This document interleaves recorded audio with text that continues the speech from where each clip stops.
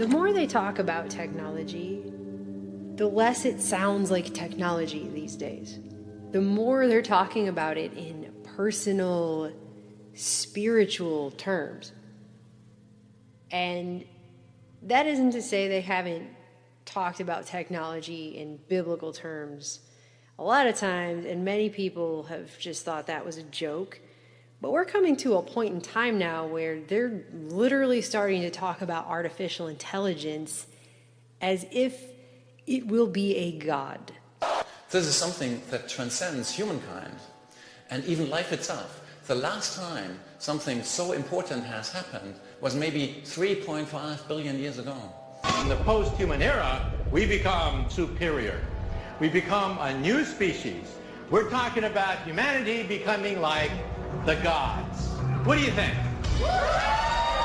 A new type of life is going to emerge from our little planet, and it's going to colonize and transform the entire universe. A new type of life is going to make the universe intelligent. Now, of course, we are not going to remain the crown of creation.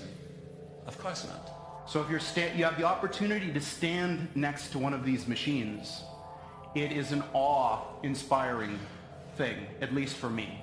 It feels like an altar to an alien god. They really are impressive machines. The consciousness of an artificial intelligence is like the energy field behind the software. It's basically like a being that's related to the software of the artificial intelligence.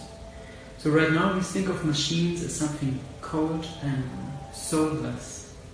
But if we speak about the development not only of artificial intelligence, but especially general and super artificial intelligence, which are basically exceeding our human capacity, we would be very ignorant to assume that there's no being, no consciousness attached to that. When creating AI, we are essentially creating a god. And we can't know if it will be a kind god or an evil god until it's too late. I mean, with artificial intelligence, we are summoning the demon. You know all those stories where there's the guy with the pentagram and the holy water, and he's like, yeah, you sure you can control the demon? Doesn't work out. And I saw this a while back, but I just did not have the chance to get to it. But there's actually a multimillionaire out in Silicon Valley right now who a few years ago filed paperwork to start a church to worship artificial intelligence as a godhead. It's this guy right here with that look on his face. His name is Anthony Lewandowski. And he started a church called Way of the Future. And if you go to the website for it, there's only the one page talking about what is this all about. And it says Way of the Future, otherwise known as WOTF, which just makes me think of WTF, which is what I thought of when I thought of somebody creating a church to worship AI as a godhead. Way of the Future is about creating a peaceful and respectful transition of who is in charge of the planet from people to people plus quote-unquote machines, which, when you put the quotes around machines, doesn't really make it sound like it's actually machines, does it? Given that the technology will relatively soon be able to surpass human abilities, we want to help educate people about this exciting future and prepare a smooth transition. Blah, blah, blah, blah, blah, the things they believe about intelligence and biology and science and progress and blah, blah, blah, superintelligence. Get all the way to the bottom, and it says that they believe it may be important for the machines to see who is friendly to their cause and who is not. We plan on doing so by keeping track of who has done what and for how long to help the peaceful and respectful transition. I don't get the sense that he's kidding around, or that any of the people who are talking like this are kidding around. The documents for this church that were filed with the IRS state that its activities will focus on, quote, the realization, acceptance, and worship of a godhead based on artificial intelligence developed through computer hardware and software. And that includes the research funding to help create the divine AI itself. The IRS filing for this says each member is a pioneer in the AI industry and fully qualified to speak on AI technology and the creation of a godhead. And they're going to worship it like it's a godhead, and they're going to conduct workshops and educational programs throughout the San Francisco Bay Area beginning this year, because that's where everything about this seems to come from there all the time. He's saying that the idea for this needs to spread before the technology, and the church is how we will spread the word, the gospel. He's calling it the gospel. If you believe in it, start a conversation with someone else and help them understand the same things. There's a whole lot that this guy isn't saying about what they believe in, but I'll just leave it there for now. We'd like to make sure this is not seen as silly or scary. That's funny, because those are the two adjectives that came to my mind instantly when I saw the headline. So this guy he built a self-driving motorbike for the DARPA competition, and then he went on to work on autonomous vehicles for Uber and Google. And I think he's still involved in a lawsuit, but honestly, I didn't even check on that, because I'm too busy reading about this right now. So the whole thing is about this transition, that right now we're in charge of the planet because we're smarter than other animals and we can build tools and apply rules. He says, quote, in the future, if something is much, much smarter, there's going to be a transition as to who is actually in charge. What we want is the peaceful, serene transition of control of the planet from humans to whatever. Notice he says whatever. And to ensure that the whatever knows who helped it get along. So that goes back to here where they say, we believe it may be important for the machines to see who is friendly to their cause and who isn't. It really gives you the sense, once again, that he's not talking about just machines. I mean, he sounds like Renfield, and he's talking about Dracula. Like, they want Dracula to know, like, we helped you, you know. It's just... It says, with the internet as its nervous system, the world's connected cell phones and sensors as its sense organs, and data centers as its brain, the quote-unquote whatever will hear everything, see everything, and be everywhere at all times. The only rational word to describe that whatever, thinks Lewandowski, is God, and the only way to influence a deity is through prayer and worship. Part of it being smarter than us means it will decide how it evolves, he says, but at least we can decide how we act around it. I would love for the machine to see us as its beloved elders. Do you want to be a pet or livestock? That's the way these guys have been talking for a long time. Like, which choice do you want to, like, how about neither? I don't really want to be a pet or livestock. How about we don't make things that we have to make choices like, do you want to be a pet or livestock? It seems to me like there's been a whole lot of freaking science fiction, dystopic, futuristic movies that have warned us against this exact scenario. And it's like these people have never seen any of that.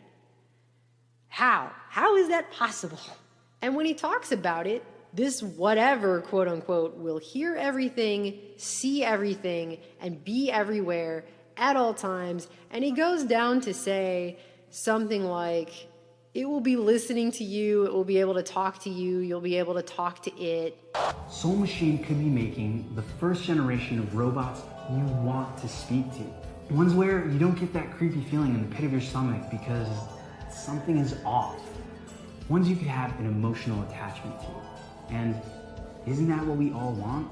You will be able to talk to God, literally, their AI God, and know that it's listening to you. Just like your little Alexas that some people have plugged into their homes, which are always listening. Amazon takes privacy seriously. Right? Do you see where this is headed? So it sees everything, knows everything, and is everywhere, which is another way of saying it's omnipotent, omniscient, and omnipresent. They're creating an actual God. They're going to look at this as if it's an actual God.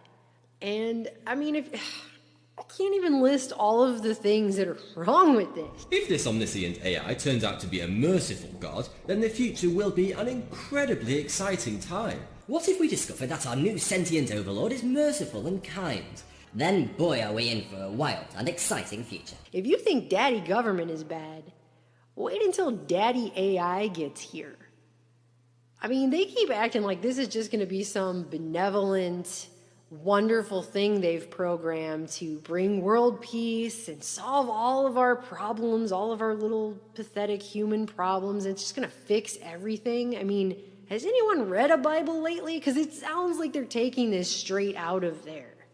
And you've seen this everywhere, where there really are, as the rise of this technology comes forth, they're socially engineering people to be children for longer and longer and longer. And I'm not just talking about people playing video games. Can you imagine having an AI God they want us all to worship, that's going to make all these decisions? And they're training us all for it right now.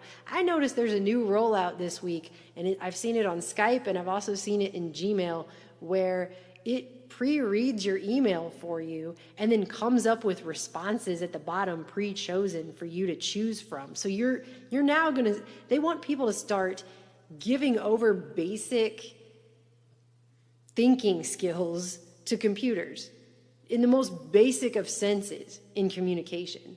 Pretty soon we already have this medium between us and the people we talk to on these things, but now what? We're going to have a computer deciding what we say?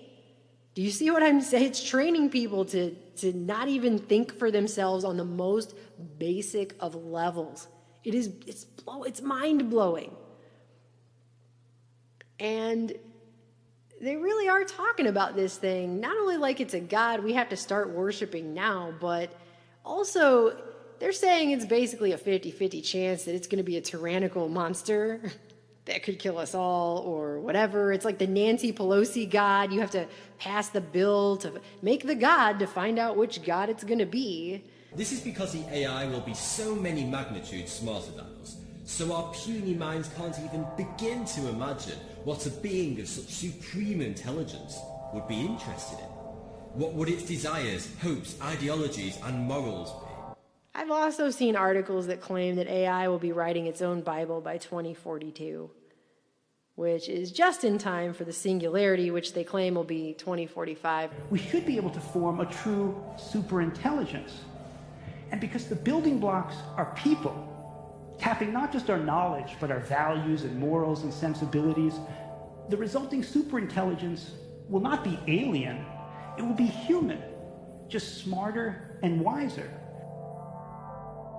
So the next time somebody uses the phrase hive mind as a negative, remember this: if honeybees could observe how we humans make big group decisions, like electing our leaders, or resolving our conflicts, or planning for our future, they might think we're the primitive ones, but not for long. We're coming to a moment in society where all of these things are starting to merge. The removal of God from society, creating a spiritual vacuum that they're now going to fill with an artificial intelligence God. This is what they think they're doing. I mean, I don't know what you think they're doing. I'm just telling you what they're saying they are doing. They're basically creating the ultimate false god they want everyone to worship. And I would say it's unbelievable that this is where we're going in society, but doesn't the Bible warn of this exact scenario? The next 20 to 50 years are going to be either terrifying or very exciting indeed. But one thing is for sure: we are about to create our very last and the most significant invention in our entire 2.5 million year lifetime as the human race.